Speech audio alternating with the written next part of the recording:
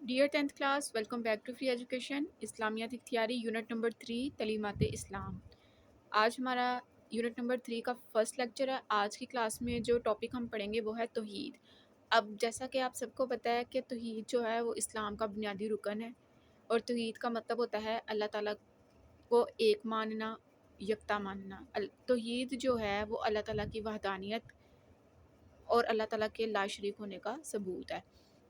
آج کی کلاس میں ہم لوگ اس کو ڈیٹیل میں پڑھیں گے۔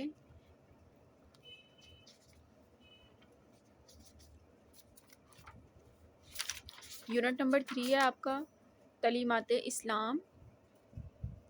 اس کا مطلب ہوتا ہے، یہ جو آپ کے چیپٹر کا نیم ہے تعلیمات اسلام، یہ جو ٹائٹل ہے اس کا مطلب ہے اسلام کی سکھائی ہوئی اچھی باتیں۔ سب سے پہلے یہ اسلام کا پہلا عقیدہ بھی ہے اور اسلام کی پہلی تعلیم بھی ہے۔ تعلیمات اسلام میں توحید کو بنیادی اور مرکزی مقام حاصل ہے۔ بنیادی اور مرکزی کا مطلب ہوتا ہے سب سے اہم، سب سے زیادہ جگہ، سب سے اہم جگہ حاصل ہے، اسی لیے سب سے پہلے اسی عنوان پر لکھا جاتا ہے۔ ٹھیک ہے، اب ہمارا جو ٹاپک ہے وہ ہے توحید۔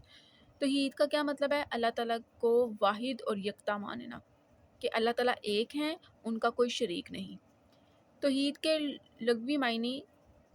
لغوی معنی ایک بنانا یا یکتا ثابت کرنا ہے۔ اب اس لائن کا کیا مطلب ہے؟ یہ جو لکھا ہوا ہے ایک بنانا یا یکتا ثابت کرنا، اس کا مطلب ہے یہ یقین رکھنا کہ اللہ ایک ہے، اس کا کوئی شریک نہیں، اور ہم صرف اسی کی عبادت کرتے ہیں۔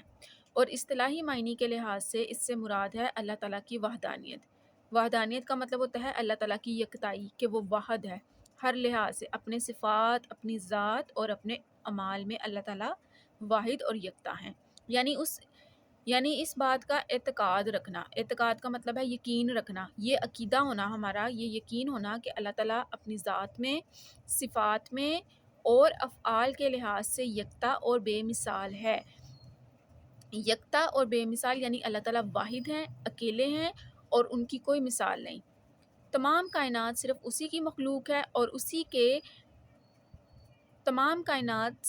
کی مخلوق ہے، یعنی کہ تمام کائنات کو اللہ تعالیٰ نے پیدا کیا ہے اور اللہ تعالیٰ تمام کائنات کا خالق ہے، اور اسی کی تدبیر کے مطابق چل رہی ہے۔ تدبیر کا مطلب ہوتا ہے منصوبے کے مطابق، یعنی اللہ تعالیٰ ایک منصوبے کے تحت سمجھ اور بوجھ کے ساتھ جو ہے پوری کائنات کو چلا رہا ہے۔ کائنات میں اس کے علاوہ اور کوئی معبود نہیں جو اس کے ساتھ ذات، صفات یا افعال میں شریک ہو۔ وہ تمام عیبوں سے پاک ذات ہے اور تمام کمالات اس میں موجود ہیں۔ وہ یا حیو اور قیوم ہے۔ اب یہ لفظ آپ نے پڑھا ہوا ہے، یا حیو اور قیوم۔ حیو کا مطلب ہوتا ہے ہمیشہ زندہ رہنے والا، یعنی جس نے ہمیشہ رہنا ہے، اور قیوم کا مطلب ہوتا ہے سب کو سنبھالنے والا یا ہر چیز کو قائم رکھنے والا۔ اور اس بات میں کوئی شک نہیں کہ اللہ تعالیٰ ہمیشہ رہنے والے ہیں اور سب کو سنبھالنے والے، سب کو پالنے والے اور ہر چیز کو قائم رکھنے والی ذات صرف اللہ تعالیٰ کی ہے، یعنی ہمیشہ سے ہے اور ہمیشہ رہے گا۔